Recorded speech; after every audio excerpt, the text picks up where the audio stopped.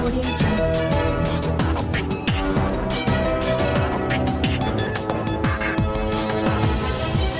Audio Jungle.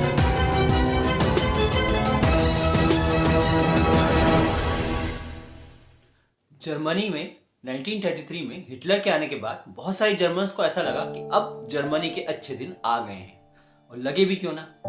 शुरुआती दौर में जब हिटलर जर्मनी में आया तो उसके बहुत सारे काम जर्मनी के अर्थव्यवस्था को बढ़ाने के लिए किए गए। उसने जर्मनी में बहुत सारे विकास कार्य किए और अपने नेशन में लोगों को इंस्पायर किया कि आप अपने नेशन के लिए अपनी जान तक दांव पे लगा दी। पुरुषों को कहा गया कि आप आर्मी में शामिल हो और समय आने पर दुश्मन से लड़ने के लिए आप अपनी जान भी गंवा दीजिए। औरतों को कहा गया कि आप बच्चे पैदा करिए ताकि जर्मन्स की तादाद बढ़े। दरअसल दोस्तों, बात असली थी ये कि जर्मनी में पहले से ही ज्यूस को लेकर के लोगों के अंदर एक अलग ही विचारधारा थी। ज्यूस को वहां बाहरी कहा जाता था और लोगों को ऐसा लगता था कि जर्मनी में जो भी समस्याएं हैं वो ज्यूस की वजह से। और आखिर आपने इतिहास में पहले नाजीज और ज्यूस के बारे में तो पढ़ा ही है। तो एडोल्फ हिटलर जब सत्ता में आता है तो सबसे पहले शुरुआती दौर में वो ज्यूस के खिलाफ ऐसे ऐसे कानून लेके आता है जिसकी वजह से तकरीबन 6 लाख ज्यूस को मौत के घाट अगले 12 साल में हिटलर उतार देता है। आप देख रहे हैं दोस्तों गूंज लाइव न्यूज शिव कुमार सिंह के साथ, और आज हम लेके आए हैं फैक्ट्स अबाउट हिटलर। दरअसल दोस्तों, कई दिन से मंथन चल रहा था कि कुछ ऐसे हिस्ट्री के टॉपिक्स को उठाया जाए जो ज्वलंत हो और विश्व में जो भी ऐसी घटनाएं घटी हैं जो बहुत ही किसी भी देश के लिए खतरनाक है वो हिस्ट्री आप लोग के सामने लेके आया जाए। तो एक अलग टॉपिक आज मैं आप लोग के सामने लेके आया हूँ। आज हम बात एडोल्फ हिटलर के जन्म और 10 से 12 साल फिर द्वितीय विश्व युद्ध इसकी नहीं करेंगे, बल्कि आज मैं आप लोगों के सामने ऐसे कुछ 10 फैक्ट्स लाया हूं जिसके बल पर एडोल्फ हिटलर जर्मनी में राज कर पाया। एडोल्फ हिटलर कुछ अलग विचारधारा वाला व्यक्ति था। वो एक्चुअली सेना में था और सेना से उसने एक प्रकार से सत्ता को हासिल किया था। तो उसने सबसे पहले आते के साथ वहां के जर्मनी के विकास, वहां की अर्थव्यवस्था पे काम किया। ये अर्थव्यवस्था का काम उसका शुरुआती लोगों को मूड बनाना था। लोगों को ये बताना था कि मैं देश के लिए कुछ भी कर सकता हूं, मगर उसके पीछे का एजेंडा कुछ और ही था, जिसको बहुत सारे बुद्धिजीवी लोग शायद इस बात को समझ रहे थे बहुत अच्छे से कि इनका असली एजेंडा क्या है। जो पहले से ही एडोल्फ हिटलर को नजदीक से जानते थे और सेकुलरिज्म थे, वो लोग जानते थे इस बात को कि एडोल्फ हिटलर का असली मकसद क्या है। उन लोगों ने विरोध भी किया, मगर बहुत सारे जर्मन जो हिटलर भक्त थे उन लोगों ने उन्हें चुप करा दिया। शुरुआत होती है दोस्तों सबसे पहले फॉल्स नैरेटिव की। सबसे पहला स्टेप, जर्मनी में ज्यूस के खिलाफ फॉल्स नैरेटिव फैलाया गया। फॉल्स नैरेटिव मतलब एक र्यूमर फैलाया गया कि प्रथम विश्व युद्ध जर्मनी जो हारा है उसकी वजह ज्यूस है, और जर्मनी में जो पिछले 70 साल बीते हैं और जो अर्थव्यवस्था डाउन हो गई, वहां की हालत खस्ता हो गई, उसके पीछे ज्यूस ही है। प्रथम विश्व युद्ध में ये भी कहा गया कि ज्यूस लोग व्यापार कर रहे थे। जब उन्हें सेना में शामिल होना था तो वो सेना में शामिल होने के लिए मना कर दिए, अपना हाथ खींच लिए, और यही नहीं, दुश्मन देश के साथ मिलके यहाँ के कुछ बातें वहां तक पहुंचाते थे। यहाँ तक उन आरोप लगाया गया और ये प्रोपेगेंडा पूरे देश भर में जर्मनी में हिटलर ने आते के साथ फैलाया। इसकी वजह से लोगों के अंदर ज्यूज को लेके बहुत ज्यादा नफरत पैदा हो गई और इसको बेस रख करके एडोल्फ हिटलर ने आते के साथ एक के बाद एक कानून लाने शुरू कर दिए। हर तरह के कानून थे। उनको आर्थिक रूप से कमजोर करना, उनके बुनियादी अधिकार को छीन लेना, उन्हें स्लेव बना करके एक प्रकार से डिटेंशन सेंटर्स में डाल देना, ये सब पे एक कानून लेके आए लगातार। तो उसके लिए सेकंड स्टेप जो था एडोल्फ हिटलर का वो था लॉज। बहुत सारे ऐसे लॉज बनाए गए। कुछ लॉज ऐसे भी बनाए गए कि ज्यूज और जर्मन्स की मैरिड नहीं हो सकती कहीं भी। नाजीज की, माफ करिएगा, नाजीज और ज्यूज की शादी नहीं हो सकती। ये कानून अपराध होगा। अगर ज्यूज से जो भी शादी करेगा उसे सजा होगी। इस तरह के कानून उनके ऊपर। कुछ लॉज आर्थिक रूप से लगाए गए, जैसे एडोल्फ हिटलर ने अपने स्पीच में कहा कि बॉयकॉट ज्यूज को बॉयकॉट किया जाए। उनके शॉप्स में, उनके दुकानों पे आप ना जाएं, उनका सामान आप ना खरीदें। शुरुआत में लोगों ने कुछ ज्यादा भरोसा नहीं किया, लेकिन उसके बाद लोगों को लगा कि एडोल्फ हिटलर कुछ कह रहा है तो कुछ सोच के कह रहा होगा। काफी बड़ा विकास पुरुष है और भला ही चाहता है हमारा। ऐसा ही हुआ। उसके बाद चुन करके जो उनकी शॉप थी उनको इंडिकेट किया गया। वहां पर जैसे निशान बना दिया गया कि ये ज्यूज का शॉप है और यहाँ आपको नहीं आना है। और तरह तरह की पाबंदी उन पर लगाई गई। एक पाबंदी उन पर यह भी लगाई गई कि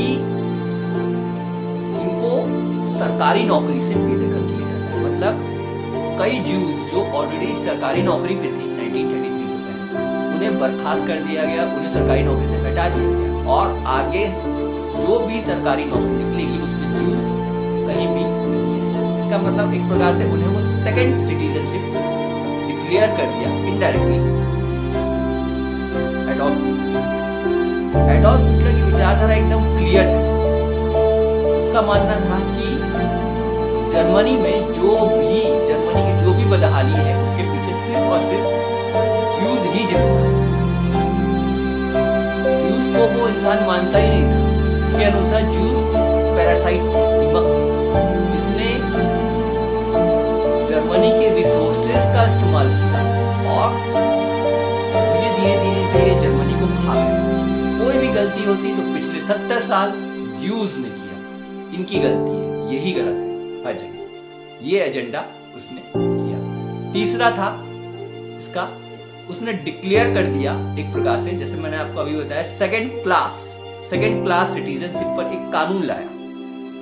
सेकंड क्लास सिटीजनशिप मतलब वहां पर जो बुनियादी अधिकार थे, वोट देने के अधिकार, उनको नौकरी पे, कहीं भी नौकरी पे वो अप्लाई नहीं कर सकते थे, है ना। तो इस तरह के कानून वहां पर लाया और उन्हें सीधी वार्निंग दी कि आपको अगर जर्मनी में रहना है तो आपको नाजियों के अंडर में रहना होगा और जैसा हम कहते हैं वैसा करना होगा, वरना आप यहां से चले जाइए। चौथा, जो सबसे खतरनाक कदम एडोल्फ हिटलर का था, वो था डिटेंशन सेंटर्स। जी हाँ दोस्तों, गुप्त रूप से एडोल्फ हिटलर ने बहुत सारे डिटेंशन सेंटर्स जर्मनी में खोल रखे थे। इसका इल्म दूसरे देशों को था ही नहीं। यहां तक कि बताते हैं 1936 में जर्मनी को समर ओलंपिक मिला। उस दौरान विश्व के बाहर के देश खेलने आने थे। उस समय में जो भी पोस्टर्स ज्यूज के खिलाफ लगाए जाते थे वो सारे पोस्टर्स उतार दिए गए। रात में एक बड़ी सी दीवार खड़ी कर दी गई, पूरा ढक दिया गया। अपनी सारी जो कारनामा एडोल्फ हिटलर का चल रहा था जर्मनी में, वो सारा एक दीवार से ढक दिया गया और ऐसा शो किया गया कि यहाँ कुछ कोई भी गड़बड़, किसी के खिलाफ कोई नाइंसाफी हुई ही नहीं। अपने आप को बेस्ट साबित किया गया। यहाँ तक कि बताते हैं एडोल्फ हिटलर ने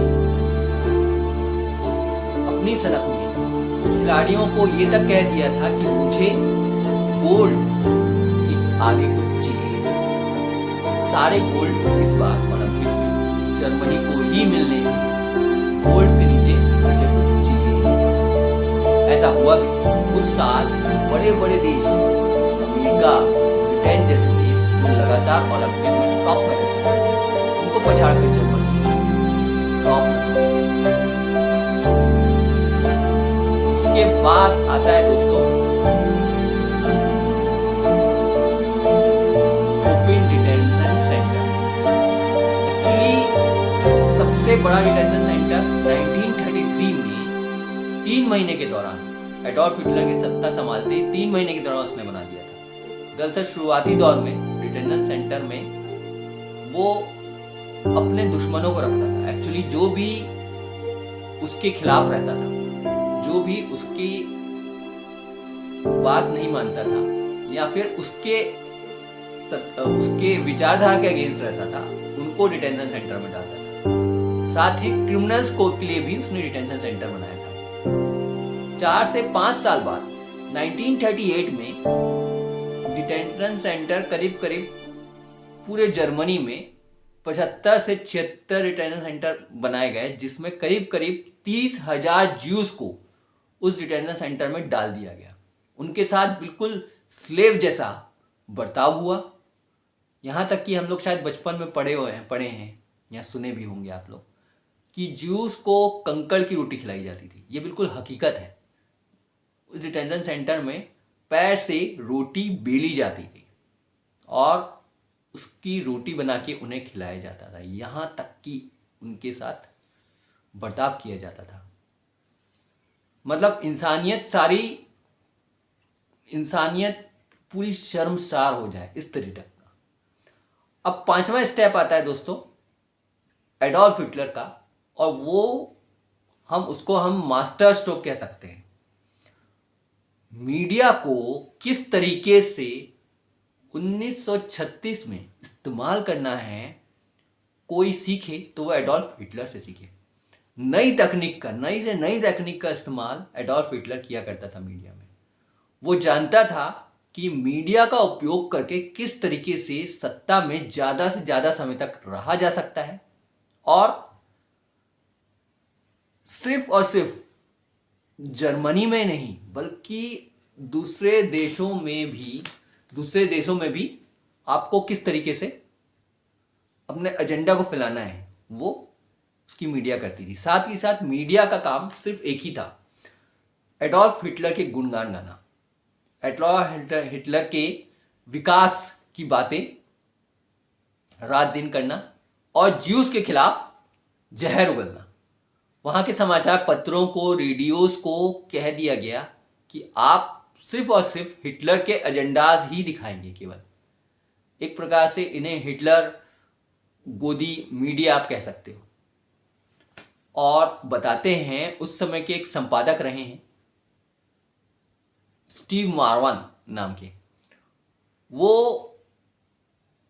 करीब करीब 10 साल एक पेपर के संपादक रहे, और उस 10 साल के दौरान जब एडोल्फ हिटलर की मौत हो जाती है, सुसाइड कर लेते हैं, तो 1946 में एक पहला ऐसा केस हुआ होगा जो इंटरनेशनल कोर्ट में एडिटर को सिर्फ इसलिए फांसी की सजा सुनाई गई क्योंकि उसने 10 साल में इतना जहर ज्यूज के खिलाफ में पूरे देश में अपने फैलाया था कि ना जाने कितने उसके जहर फैलाने की वजह से कितने दंगे जर्मनी में रात दिन हुए। 1946 में इस संपादक को फांसी की सजा सुनाई गई इंटरनेशनल कोर्ट द्वारा। सेकेंड विश्व युद्ध जब खत्म हो गया और एडोल्फ हिटलर ने जब फांसी लगा ली तब। अच्छा दोस्तों, अब ये तो हो गया मीडिया का। मीडिया के अलावा फिल्मों का खासा शौक रखता था एडोल्फ हिटलर। एडोल्फ हिटलर को अपने ऊपर मूवीज बनाने का बड़ा शौक था। वो अपनी मूवीज बनवाता था और वही लोगों को दिखाता था, और अपने प्रोपोगेंडा, अपने नियम कानून और अपनी तरफदारी उसकी फिल्मों में रहती थी। ये भी एक प्रकार का हम बोल सकते हैं मीडिया का इस्तेमाल बखूबी एडोल्फ हिटलर जानता था। अब दोस्तों आता है सबसे खतरनाक रुख। अभी तक तो ज्यूस को मालूम ही नहीं था कि उनके साथ आने वाले समय में क्या होने वाला है। दरअसल अभी तक उनके ऊपर सिर्फ आर्थिक पाबंदी लगी थी, उनके ऊपर लॉज लाए गए थे, लेकिन असली कत्लेआम जर्मनी में तो अब होना था। बताते हैं 9 नवंबर 1938 को नाइट ऑफ ब्रोकन ग्लासेस नाम का एक दंगा हुआ। उस दंगे में लगातार 50 घंटे तक 1257 ज्यूस को मौत के घाट उतार दिया गया। क्या बच्चे, क्या महिलाएं, क्या बूढ़े, करीब करीब 1257 ज्यूस की मौतें हुई थी। उसी दौरान 30,000 ज्यूस को डिटेंशन सेंटर में डाल दिया गया था। कई लोग जर्मनी छोड़ के भाग गए, जो नहीं भगे और जो हेल्दी थे उनसे ज़्यादा से ज़्यादा काम लिया गया, और जो हेल्दी नहीं थे और जो भगे नहीं उन्हें मौत के घाट उतार दिया गया। तो ये तो शुरुआत हुई होनी थी। लाइट ऑफ ब्रोकन ग्लासेस ये एक प्रकार से शुरुआत थी वहाँ पर दंगे की। उसके बाद करीब करीब 6 मिलियन आप सोच सकते हो 6 मिलियन ज्यूस को मौत के घाट अगले 5 से 6 साल में एडोल्फ हिटलर ने उतारा। उसके बाद आता है अगला एक स्टेप था स्टॉर्म टॉपर्स। दरअसल इसको हम संगी कह सकते हैं। ये ब्राउन शर्ट्स संगीज भी इसको कहा जाता था उस समय का। दरअसल ये एक प्रकार से इलीगल मिलिट्री आर्म था जो एडोल्फ हिटलर ने बनाया था। इसमें करीब करीब 1 लाख नए युवाओं को भर्ती दी जाती थी, जिन्हें ट्रेनिंग दी जाती थी, जिनका काम सिर्फ एक ही होता था, चुनाव प्रचार के दौरान वोटर्स को धमकाना और पार्टी के लिए, नाजी पार्टी के लिए इन स्टॉर्म्स का इस्तेमाल किया जाता था। एक प्रकार से मैं इसको स्लीपर सेल्स भी बोल सकता हूँ, जहाँ पर युवाओं को गलत तरीके से बरगलाया जाता है और उन्हें बताया जाता है कि अगर आपको देश को बचाना है तो इस ज्यूस को ख़त्म करना होगा, और ये दुश्मन है हमारे, और एडोल्फ हिटलर ही सही है। Adolf Hitler is German is Adolf Hitler, ये एक स्टेटमेंट था। उसके बाद आता है दोस्तों सीक्रेट फोर्स। एक सीक्रेट फोर्स भी थी एडोल्फ हिटलर की, आईबी बोल सकते हैं। आईबी तो एक्चुअली लीगल है, लेकिन सीक्रेट फोर्स ये एक प्रकार की इलीगल फोर्स थी, जिसमें करीब करीब 1.5 लाख लोग शामिल थे इसमें काम करने वाले। और उनका काम सिर्फ एक ही था कि अगर कोई भी मूवमेंट या कोई भी आंदोलन, किसी भी प्रकार के सेकुलरिज्म वहाँ पर कर रहे हैं एडोल्फ हिटलर के खिलाफ, तो उनको डरा धमका के चुप करना, या फिर ज्यूज हों या फिर ऐसे सेकुलिस्ट जो एडोल्फ हिटलर की विचारधारा से तजब्बुर नहीं रखते, उनको जासूसी करके एडोल्फ हिटलर तक उसकी जानकारी पहुंचाना। ये काम था इस सीक्रेट फोर्स का। इसको हम आज की डेट में, आज जो इंटरनेट में चल रहे हैं अलग अलग फेसबुक और व्हाट्सएप वगैरह में अलग अलग सेनाएं, ये भी बोल सकते हैं। अच्छा दोस्तों, ये तो बातें थी, ये कुछ स्टेप्स थे जिनके जरिए जर्मनी में, और ना सिर्फ जर्मनी बल्कि विश्व में राज किया था एडोल्फ हिटलर। अब कुछ ऐसे 2 मूवमेंट के बारे में आपको बताऊंगा, 2 आंदोलन जिसमें एडोल्फ हिटलर की सत्ता को हिला के रख दिया था। दरअसल जब इतना कुछ हुआ, इतना कुछ बीत रहा था, तो हर कोई उसकी विचारधारा से सहमत हो ऐसा जरूरी नहीं है। वहां पर सबसे पहला एक मूवमेंट स्टूडेंट्स द्वारा करा गया। वो मूवमेंट था व्हाइट रोज मूवमेंट बोलते हैं इसको। उस मूवमेंट में मेडिकल स्टूडेंट्स ने उस मूवमेंट का संचालन किया था, और देखते ही देखते कुछ समय में वो मूवमेंट इतना बड़ा रूप ले लिया कि वहाँ की जो सत्ता थी वो हिल गई पूरी तरीके से। उसमें यूथ, स्कूल कॉलेजेस की यूथ शामिल हो गए। पहले तो मेडिकल स्टूडेंट द्वारा वो उसकी शुरुआत हुई, लेकिन धीरे धीरे धीरे धीरे वो मूवमेंट बढ़ता चला गया। उस समय भी लोगों ने बच्चों को बोला था कि उस मूवमेंट में शामिल मत हो। मूवमेंट में शामिल होना, जैसा आमतौर पर बोला जाता है, मूवमेंट में शामिल होना बच्चों का काम नहीं, बच्चों का काम है पढ़ना लिखना। तो वहाँ भी इस तरह की चीज़ें बच्चों को समझाई गई, डराई गया, धमकाया गया। लेकिन युवा अगर अपने रंग पर आ जाए, अपने अगर लय में उतर जाए, तो वो बोलते हैं फिर देश में ऐसी सत्ता हवा में उड़ जाती है। ऐसे कुछ वहाँ हुआ शुरुआत। उसके बाद एक मूवमेंट और था, महिलाओं का मूवमेंट। ये मूवमेंट बहुत अलग मूवमेंट था दोस्तों।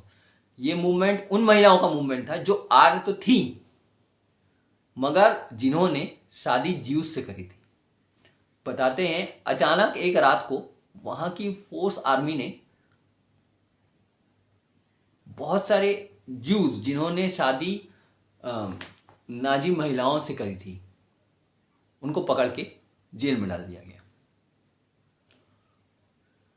वहां पर करीब करीब एक हफ्ता तक जो आर्य महिलाएं थी जिन्होंने शादी ज्यूस से करी थी, एक हफ्ता तक लगातार डटी रही महिलाएं और बोली कि आप हमारे हस्बैंड को छोड़िए। और उसके बाद एक हफ्ते बाद, करीब करीब एक हफ्ते बाद, वहाँ की जो अधिकारी थे उनको वहाँ मानना पड़ा और वो वापस उन ज्यूज जो आदमी थे उनको वापस छोड़ा गया। इसको बोलते हैं सही मायने में घर वापसी। तो ये ऐसे कुछ फैक्ट्स थे जो आज मैं आप लोग के सामने एडोल्फ हिटलर के बारे में लेकर के आया हूँ। दरअसल ये जो फैक्ट्स हैं इस पर हम लोगों ने काफ़ी रिसर्च किया है। ये जनरली हम लोग को एडोल्फ हिटलर सेना में था शुरुआत में, सेना में आने के बाद में कैसे सत्ता में आता है, जन्म, उसके पिताजी का नाम, कैसे मरा, द्वितीय विश्व युद्ध, ये सारी जानकारी रहती है। मगर हमारी टीम काफ़ी रिसर्च के बाद में सिद्धार्थ, हमारी टीम के सदस्य, उन्होंने काफ़ी रिसर्च करके हमको ये पूरा एडोल्फ हिटलर का निकाल के दिया। तो दोस्तों आप लोग को इस हिस्ट्री से एक बात समझना होगा। ये हिस्ट्री हमको इसलिए नहीं सिखाई जाती कि उस हिस्ट्री को हम रिपीट करें। हिस्ट्री हमको इसलिए बताई जाती है कि कुछ ऐसी गलतियां होती हैं जो उस गलतियों को हमें वहाँ से सीख लेना चाहिए और दोहराना नहीं चाहिए। कोई भी राष्ट्र हो, कोई भी राष्ट्र किसी दूसरे धर्म, दूसरे विचारधारा वाले लोगों की या फिर दूसरे देशों से नफरत से नहीं बढ़ता। देश बढ़ता है सबके साथ और सबके विकास से। सबका साथ सबके विकास सही मायने में। तो उम्मीद करता हूँ आपको ये मेरा वीडियो पसंद आया होगा और इस वीडियो पे हमने काफ़ी मेहनत करी है। तो इस वीडियो को आपको पसंद आए शेयर करिएगा ज़्यादा से ज़्यादा और इस वीडियो की तार्किक संगति समझिएगा ये वीडियो क्यों लाया गया है। आज के लिए मैं शिव कुमार सिंह आप लोग से विदा लेना चाहूँगा। गूंज लाइव न्यूज़ में मैं शिव। नमस्कार दोस्तों।